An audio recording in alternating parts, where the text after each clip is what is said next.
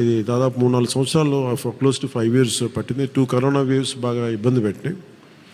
ఫైనల్గా వచ్చేటప్పటికి మన మ్యాన్ మేడ్ డిజాస్టర్ గత ప్రభుత్వం చేసిన సమయంలో కరెక్ట్ సినిమా చేద్దాం అనుకున్న సమయంలో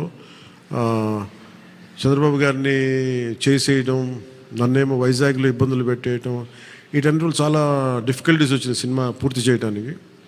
ఫైనల్గా గవర్నమెంట్ మారిన తర్వాత చేద్దాం అనుకుంటే చేసే టైంకి అడ్మినిస్ట్రేషన్ 6 months తర్వాత కరెక్ట్ ఇక్కడ ఈ ఆఫీస్కి, ఈ క్యాంప్ ఆఫీస్ కొత్తపేట దూరంలో ఉన్న ఈ మిడ్ వ్యాలీ ఏరియాలో సెట్స్ వేసి రోజుకి కుదిరినప్పుడల్లా 7 to 9 మార్నింగ్ షూటింగ్ చేస్తాం. ఎప్పుడన్నా సండేస్ కుదిరితే ఒక రోజు ఒక 9 గంటలు చేయటం అలా జరిగింది. సో ఫైనల్గా సినిమా ఫినిష్ పూర్తయింది. ఈ కైండ్ ఆఫ్ యాక్షన్ అడ్వెంచర్, అలాగే ఈ చారిత్రాత్మక నేపథ్యం కాబట్టి కొంత జిజియా మీద ఒక రివోల్ట్ ఎలా ఉంటుంది అంటే, ఒక హిందూగా నువ్వు వెళ్తున్నాలంటే క్యూలో నుంచొని for being Hindu you have to pay tax.